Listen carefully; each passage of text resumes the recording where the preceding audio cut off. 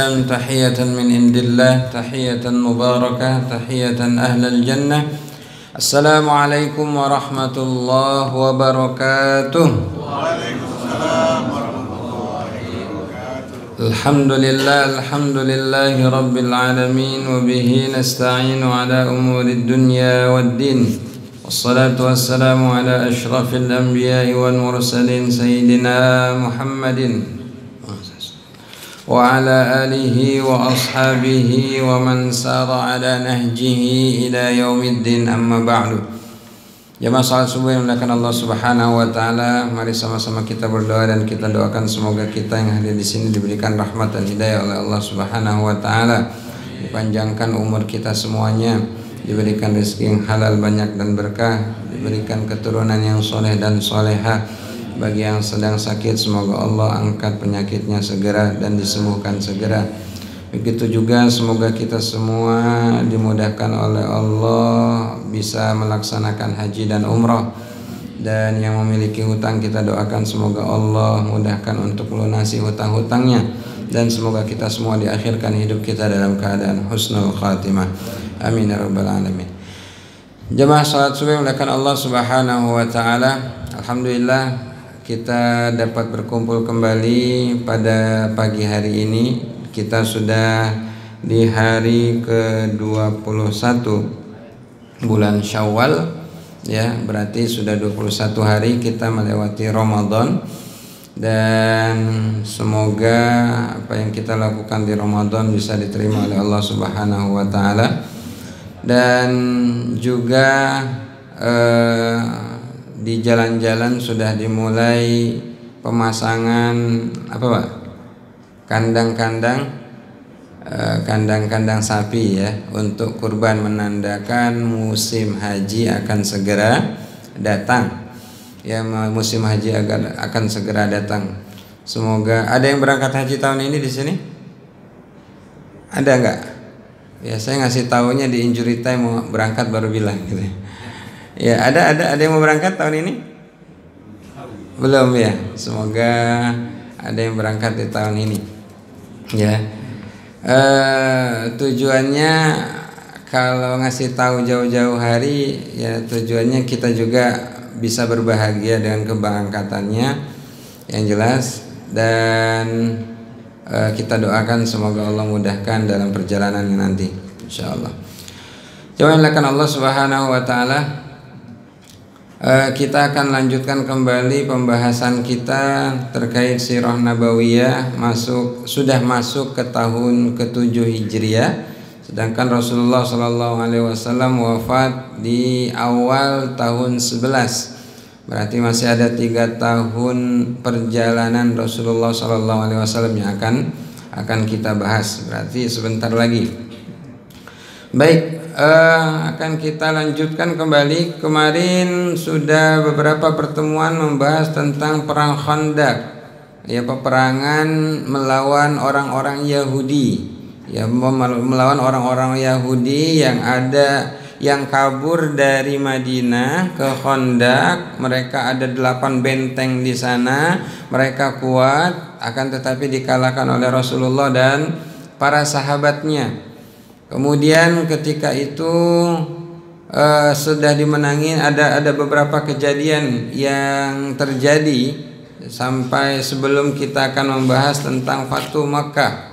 Ya, ada beberapa kejadian. Kemarin sudah disampaikan kejadian-kejadian terkait Arab Badui, ya. Kemudian ada orang-orang Asja, ya, orang-orang Asja yang ngumpetin ghanimah. Ya, cuma sedikit ya, cuma harga ghanimahnya itu berupa kalung harga 2 dirham, bukan 2 dinar, 2 dirham. Setelah ini kita akan bahas tentang satu orang lagi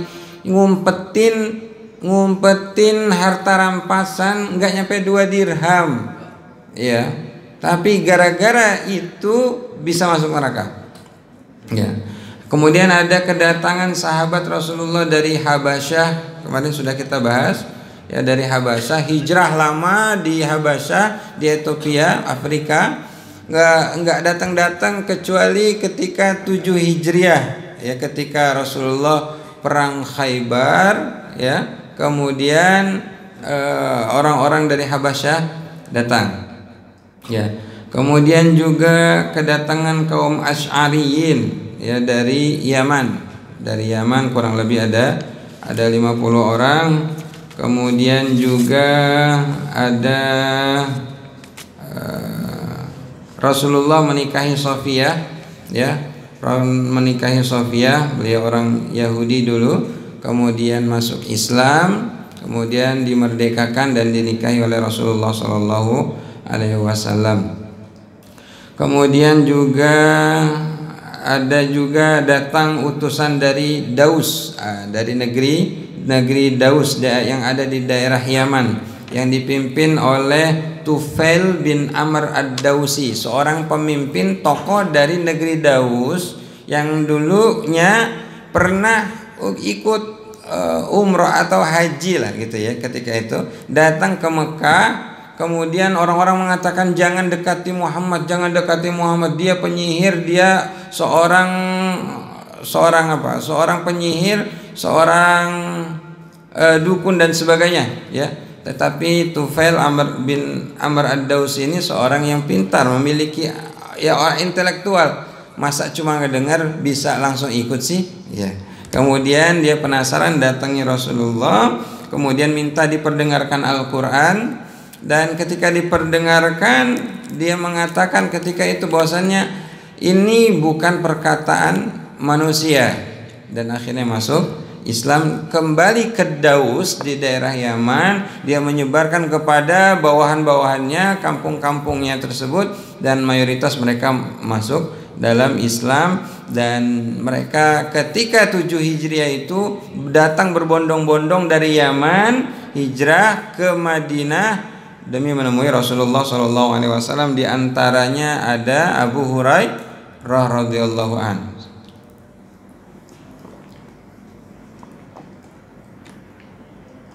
Di antaranya ada Abu Hurairah radhiyallahu anhu yang sudah kita bahas kemarin.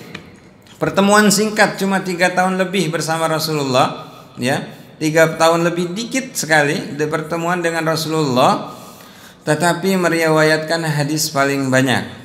Ya, meriwayatkan hadis paling banyak. Ya.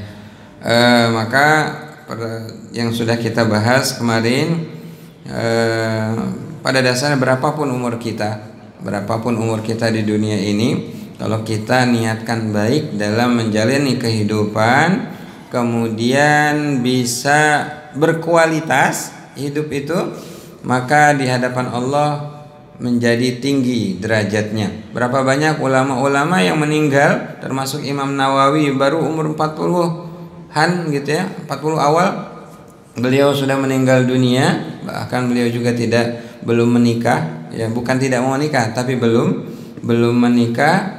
Dan banyak ulama-ulama lain atau sahabat-sahabat lain yang pertemuannya sedikit dengan Rasulullah, bahkan umurnya sedikit, bahkan tidak sholat. Ada yang belum sholat, bukan tidak sholat, belum sholat, tetapi di hadapan Allah tinggi dikarenakan niatnya bagus, ya, niatnya baik. Jadi yang dicari adalah kualitas amal orang tersebut. Kemudian juga ada kisah menarik di sini, yaitu ada di antara orang yang ikut ke Madinah dari kalangan Ad-Daus tadi, dari kalangan Ad-Daus datang ke Madinah. Dan Madinah itu ketika itu banyak orang yang tinggal di sana itu, kalau tinggal di sana demam. Seperti halnya kalau kita ke Papua terkenalnya apa? Malaria gitu ya. Dulu kalau masuk Madinah itu ya siap-siap kena demam. Ya, ada di antara seseorang yang hijrah dari negeri Daus ini yang demam, ya, demam, kemudian nggak kuat dia, ya, nggak kuat, ya, berhari-hari demam dan nggak kuat. Akhirnya dia ambil ujung panah, ya, ujung panah itu diambil, dipatahkan. Ujung panah kan tajam, ya, saking sakitnya demam tersebut. Kemudian dia potong ujung-ujung jari. Potong ujung-ujung jari, tapi darahnya keluar banyak dan meninggal dunia. Ini Kemudian Tufail pemimpinnya bermimpi, ya kan dia udah meninggal dunia. Kemudian Tufail bin Amr ad-Dawsi ini bermimpi suatu malam. Ini mimpi sahabat, kalau ada mimpi itu langsung nanya ke Rasulullah. Ini para sahabat ya. Kadang kalau kita berbeda, mimpi sesuatu datangnya ke dukun. Ini salah ya. Nah, Tufail bin Amr ad-Dawsi pernah ada buku ya, tafsir mimpi ya. Ya Allah, nama bukunya apa? Ya, yang ditulis oleh Ibnu Sirin. Ya, Ibnu Sirin seorang ulama besar ya, yang dia menulis tentang tafsir mimpi. Tufail bin Amr bermimpi bahwasannya dia melihat seorang laki-laki, ini tidak disebutkan namanya. Dia dalam kondisi baik. Dia bertemu dengan seorang laki-laki ini dalam mimpinya, tapi dia malu. Ya, dia malu nutupin tangannya karena tangannya terputus. Dia nutupin tangannya seperti ini ya, dan Tufail ini mengatakan, "Ma sana'a rabbuk," ya. "Ma sana'a bika rabbuk," apa yang telah Tuhanmu yaitu Allah lakukan kepadamu sampai engkau bertemu denganku kok malu gitu ya. Kemudian laki-laki ini mengatakan, "Ghafarali li hijrati ila nabiyyi," ya, bahwasannya Allah sudah memaafkanku, mengampuni dosa-dosaku karena apa? Karena dia itu sudah hijrah bersama Rasulullah. Ya, maksudnya hijrah ke Madinah. Orang yang melakukan hijrah itu paling besar. Ya, dia meninggalkan harta-hartanya yang ada di Daus, kemudian hijrah ke Madinah, kemudian dia diampuni oleh Allah Subhanahu wa taala. Ya, kemudian ditanya lagi, "Kenapa engkau tutup dua tanganmu?" Ya, kenapa engkau tutup dua tanganmu? Intinya malu ya. Malu. Kenapa? Dalam kondisi buntung ini ujung jari. Kemudian dia terbangun, Tufail tadi terbangun dan bertanya kepada Rasulullah, menyampaikan tentang mimpi orang laki-laki tadi. Ya, kemudian Rasulullah mendoakan, "Allahumma waliyadaihi faghfir." Ya Allah, ya, untuk kedua tangan orang laki-laki tadi, ampunilah dia. Nah, jadi begini, yang disebutkan tadi yang memotong itu meninggal dunia ya, diampuni oleh Allah Subhanahu wa taala dan masuk surga. Dan dia para ulama khilaf ya, bukan khilaf, dan menyampaikan, diantaranya Ibnu Katsir mengatakan beliau mati itu bukan karena bunuh diri. Ya, dia mati ya bukan karena bunuh, karena mungkin ketidaktahuan dia, karena sakitnya luar biasa. Maka di ujung, saya juga nggak paham kenapa dipotong ujung-ujungnya. Mungkin orang kedokteran tahu. Kalau dipotong ujungnya mungkin ada lebih nggak sakit kali mungkin, atau dia juga pengen mengakhirkan, tapi dalam kondisi mengakhirkan hidup. Tapi kenapa ujungnya ya gitu ya? Kenapa nggak bunuh diri dari plek mati gitu ya?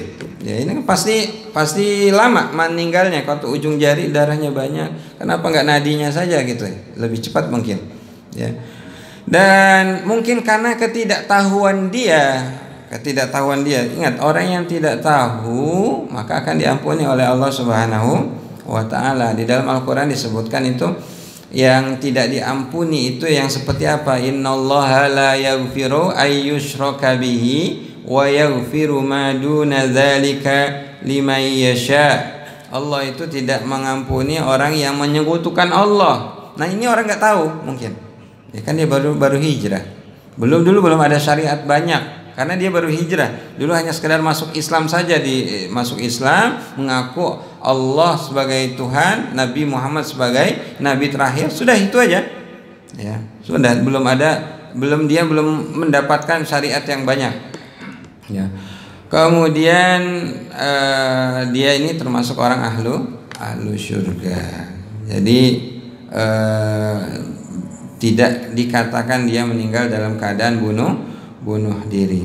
Ada hadis yang mengatakan ya, lain mengatakan kalau ada orang mengatakan berkaitan dengan ada seseorang yang meninggal karena memang dia bunuh diri beneran dan dia paham. Rasulullah mengatakan ketika itu hurrimat alaihil jannah, diharamkan baginya adalah surga bagi orang yang bunuh diri.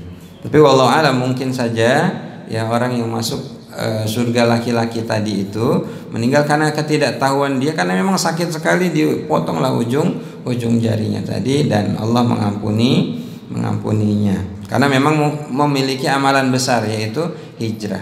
Ya, mungkin maka kita harapkan kita banyak dosa, ya kita banyak dosa, tapi kita berharap ada amalan besar kita karena Allah Subhanahu wa taala, dan amalan besar itulah yang membawa kita ke surga Allah Subhanahu wa taala.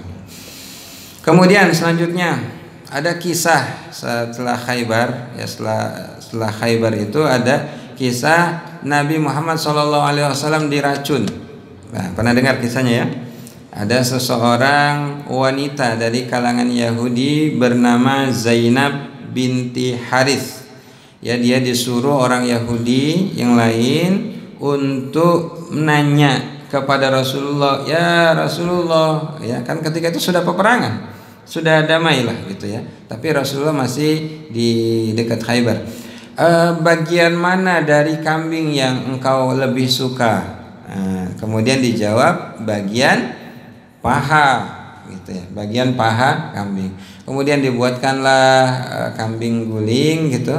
Kemudian semuanya dibaluri racun dan bagian paha itu lebih banyak racunnya.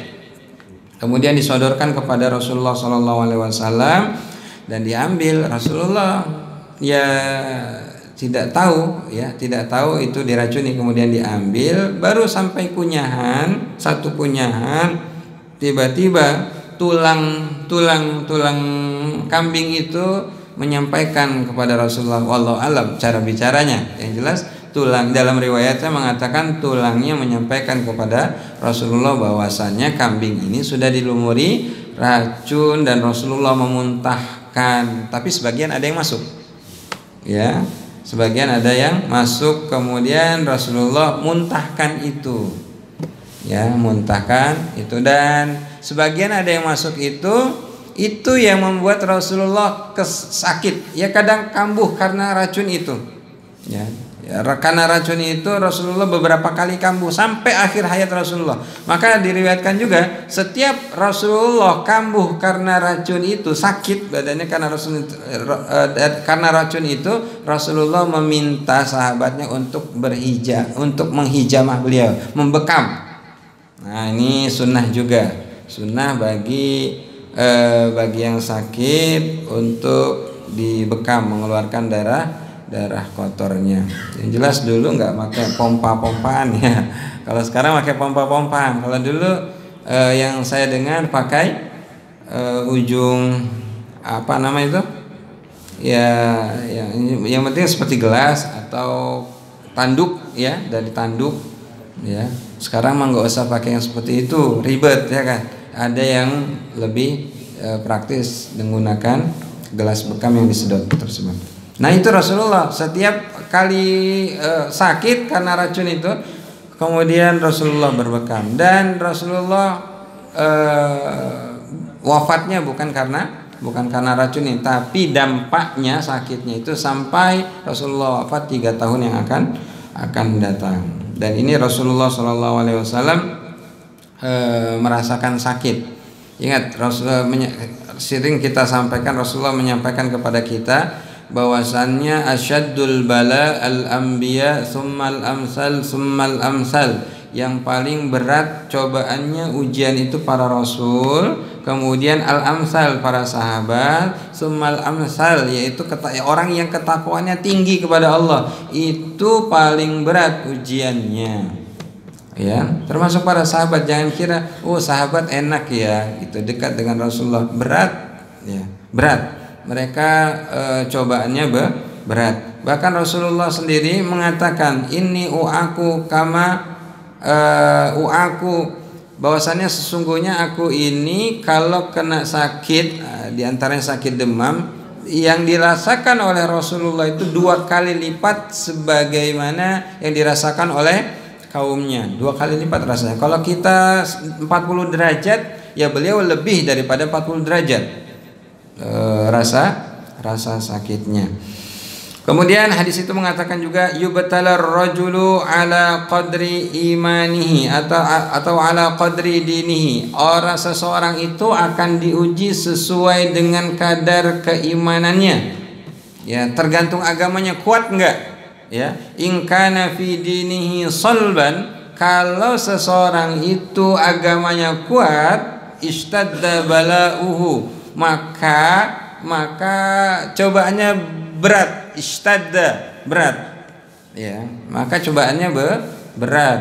Wa in kana fi dinihi riqqatun, kalau seseorang itu agamanya biasa saja, riqqah itu tipis gitu ya, ubutul ya ala hasabi dinihi, dia akan dicoba ya sesuai dengan agamanya, ringan juga gitu. Maka kalau merasa diri kita enggak takwa amat gitu ya, enggak kuat amat ya kedekatan kita dengan Allah, jangan sampai mengatakan cobaan kita lebih besar dibandingkan orang lain ya.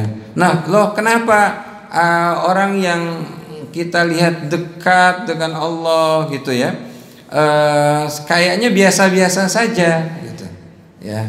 Jawabannya apa? Jawabannya adalah karena ketika dia mendapatkan masalah, dia kembalikan ke Allah. Jadi ketika mendapatkan masalah seperti tanpa masalah. Itu yang membedakan seseorang yang agamanya kuat dengan yang biasa saja. Tapi kalau orang yang mendapatkan yang biasa saja, mendapatkan cobaan, dia panik, dia kembali ke Allah, nggak punya uang, datang langsung ke pinjol gitu ya. Kemudian dia hasratnya pengen wanita karena punya uang, akhirnya datanglah ke PSK gitu ya, nggak ada rasa puas sama sekali ya, dan itu tidak menyelesaikan masalah pada dasarnya ya, karena yang seperti itu tidak menyelesaikan masalah. Itu tadi dan ada satu sahabat diantaranya ya, Bishr bin Barra sahabat Rasulullah, makan satu suapan tapi masuk ke dalam perutnya dan meninggal dunia dari racun tersebut ya. Sebenarnya Rasulullah itu sudah memaafkan Zainab yang ngasih makan orang Yahudi tadi, sudah dimaafkan. Akan tetapi karena sahabat ini ada yang meninggal dunia ya, yang bernama Bishr bin Barra ini meninggal dunia, akhirnya Zainab dipanggil dan dikisoslah dia ya, dan meninggal belum masuk Islam ya, yang meninggal belum masuk Islam ya. Karena gini, ada orang-orang yang dikisos ya, kemudian tapi dia Islam ya, kemudian sebelum dikisos itu dia bertobat, apa hukumnya? Apakah dia meninggal dalam keadaan dia melakukan kesalahan besar? Kalau dia bertobat, maka akan diampuni segala dosa-dosanya. Pernah kita sampaikan dalam beberapa khutbah ya, Ma'iz bin Malik ya melakukan dosa besar, berzina, dan dia harus dirajam gitu. Dan dirajamlah dia, tapi sebelum dirajam dia bertobat kepada Allah, dan Rasulullah ketika itu karena sahabat itu gonjang-ganjing di belakang, oh Ma'iz sudah melakukan kesalahan, dia ahli neraka. Ada yang mengatakan tidak, dia sudah bertobat, dia ahli surga. Kemudian disampaikan ke Rasulullah mengatakan dia ahli surga karena sudah meninggal dalam keadaan dia bertobat. Maka kalau kita lihat orang-orang yang dieksekusi ya, walau alam kita dengar kejadian-kejadian ada kemarin gembong narkoba besar, gembong banget ya, tapi sebelum akhir hayatnya dia bertaubat kepada Allah, ya mungkin saja Allah terima taubatnya dan dia masuk surga. Atau orang yang kena kisos di Saudi yang sampai saat ini masih ada kisos ya, sampai saat ini kita orang Indonesia ada satu orang yang sedang menunggu kisos ya. Ada yang pernah dengar beritanya? Satu orang yang sedang menunggu kisos karena keluarganya nggak memaafkan, dan keluarganya bisa supaya ini dibebaskan dengan satu syarat, harus bayar diat. Diatnya itu kurang lebih 120 miliar. Ya. Dan pemerintah Indonesia minta dikurangi. Ya, nanti kita kenceleng gitu ya. Tapi wallahu alam sampai saat ini belum diturunkan. Dan kalau seseorang meninggal dalam keadaan dikisos juga, sebelum dikisos dia bertobat, maka Allah ampuni dosa-dosanya. Dan Bishr bin Bara meninggal dunia dan meninggal dalam keadaan syahid di jalan Allah. Kemudian selanjutnya kejadian di Wadil Qura, sebuah kampung orang Yahudi. Wadi, namanya Wadi itu kampungnya di mana? Di lembah, di dekat Khaybar juga. Kampung orang Yahudi, dan bergabung juga di situ ada beberapa orang Arab.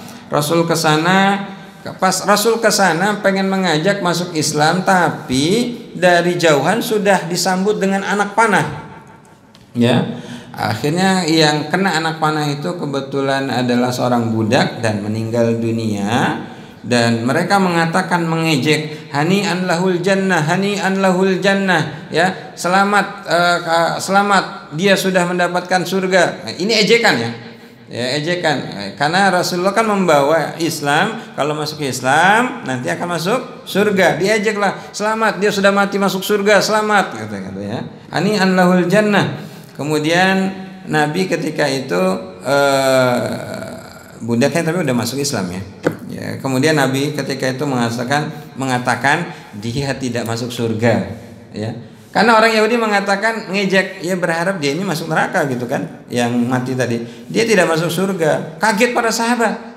Kenapa? Dia kan terbunuh nih sama orang Yahudi nih. Kenapa tidak masuk surga? Karena dia sudah menyembunyikan kain harta rampasan, ya. Atau ada seseorang datang dari belakang, ya Rasulullah, ini aku kembalikan. Maksudnya mengembalikan, dia mengambil tali sendal itu, ya, tali sendal nggak ada harganya. Tapi mungkin dulu kalau seseorang pakai sendal itu kelihatan mewah kalau karena talinya, mungkin saja gitu. Dia ngambil tali sendal itu, dia kantongin.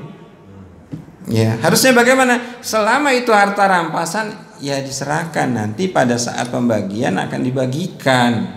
Nah, dia kantongi tanpa izin Rasulullah SAW, dan dia berkhianat. Ya, berkhianat kan pesannya nggak boleh ada yang menyembunyikan. Ya, kalau menyembunyikan dia berkhianat kepada Rasulullah SAW. Maka Rasulullah pernah mengatakan, rubba qatilin bainas saffaini. Ya, berapa banyak orang yang meninggal syahid di jalan Allah, ya. Qatil itu yang berperang di jalan Allah. Allahu a'lamu biniyatihi. Allah Maha mengetahui tentang niatnya. Ada yang meninggal dunia yang berperang karena pengen harta rampasan, di antaranya ini. Ya Allah, berapa harganya sih? Enggak nyampe 1 dirham kali ya. Ya, tapi ada jiwa harta di dalam dirinya. Ya, yang merasuki dirinya gara-gara harta sedikit. Dan berapa banyak orang yang meninggal dunia juga karena salah niat. Ya, karena salah niat akhirnya Allah campakkan dia masuk ke dalam neraka. Padahal meninggal dalam keadaan berperang di jalan Allah. Maka hadis lain juga mengatakan juga, berapa banyak kam min shaimin laisa lahu min siyamihi, ya. Berapa banyak orang puasa nggak dapatkan pahala puasa. Berapa banyak orang yang haji umroh nggak dapat pahala haji umroh gitu. Cuma mendapatkan, wah, sekarang kan umroh banyak banget gitu ya. Banyak banget ya, travel udah ribuan travel sekarang. Ya, sekarang karena tingkat kemampuan orang di Indonesia semakin meningkat berangkat haji, tapi banyak yang salah niat. Ya, akhirnya seperti itu yang disebutkan oleh Rasulullah, berapa banyak orang yang lakukan haji umroh nggak dapatkan pahala apa-apa, ya disebabkan salah niat. Dan ketika di Wadil Qura ini, ya, Rasulullah mengajak, ayo masuk Islam. Mereka nggak mau. Akhirnya adu tanding. Biasa kalau mau perang itu adu tanding satu persatu. Diawali Zubair bin Awam, adu tanding, menang. Yang satu meninggal dari kalangan Yahudi. Adu tanding lagi, Zubair lagi, menang lagi. Berganti orang, Ali bin Abi Thalib. menang lagi, diganti orang lagi, Abu Dujanah menang lagi, sampai 11 orang kaum Yahudi tadi nggak mau masuk Islam juga, nggak mau menyerah gitu ya, nggak apa-apa nggak masuk Islam, yang penting menyerah, gitu. Ya, yang penting menyerah. Dan akhirnya besoknya masuk Islam. Sampai sore itu nggak mau menyerah. Besoknya ketika matahari terbit, mereka masuk Islam, dan harta rampasan yang ada itu diambil oleh Rasulullah dan dibagikan para sahabat. Sedangkan tanahnya Wadil Qura itu dekat Khaybar, tanahnya tetap disuruh kelola oleh Rasulullah, ya, dikelola supaya nanti hasilnya dibagi kepada Rasulullah dan para sahabat di Madinah, ya, dan itu tanahnya diolah. Nah, terkait dengan Khaybar, termasuk juga Wadil Qura ini kan dekat juga, itu orang Yahudi di sana sampai masanya Umar bin Khattab. Pas masanya Umar bin Khattab itu diusirlah mereka. Karena apa? Karena mereka berkhianat. Khianatnya apa? Kayak itu anaknya Umar bin Khattab, yaitu Abdullah bin Umar, suatu ketika main ke sana. Sampai di sana diseranglah oleh mereka, ya, oleh orang Yahudi, sampai tangannya ini, bahasanya kalau dalam riwayatnya engselnya patah. Oh ya, kalau bahasa sekarangnya apa? Kalau pemain bola apa namanya? ACL ya. ACL-nya lepas apa ya?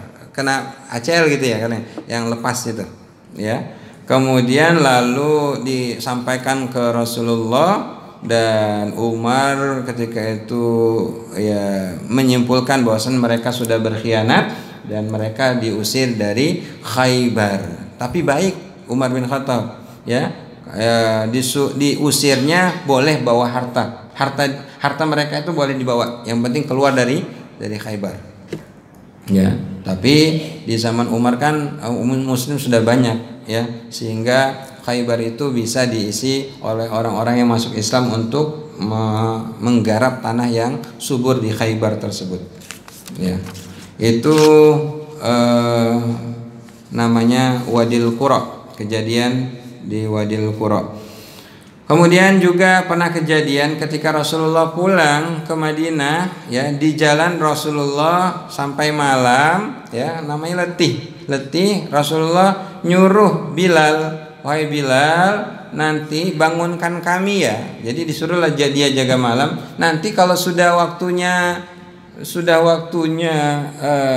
azan, tolong bangunkan kami, ya. Kan Bilal kan yang suka azan.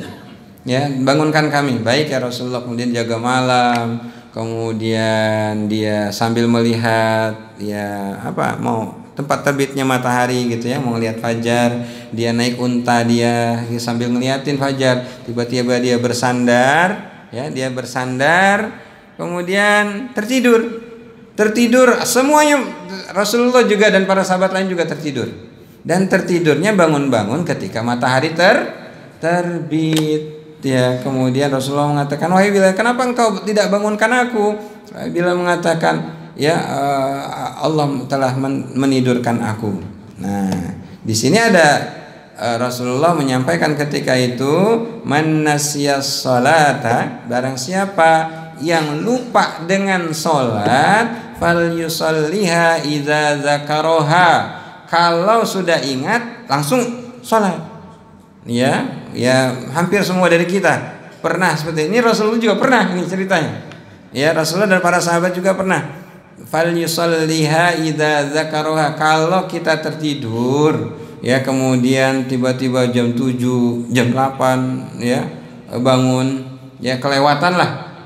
Wah, tatanya sudah terbit matahari, langsung ngambil air wudhu.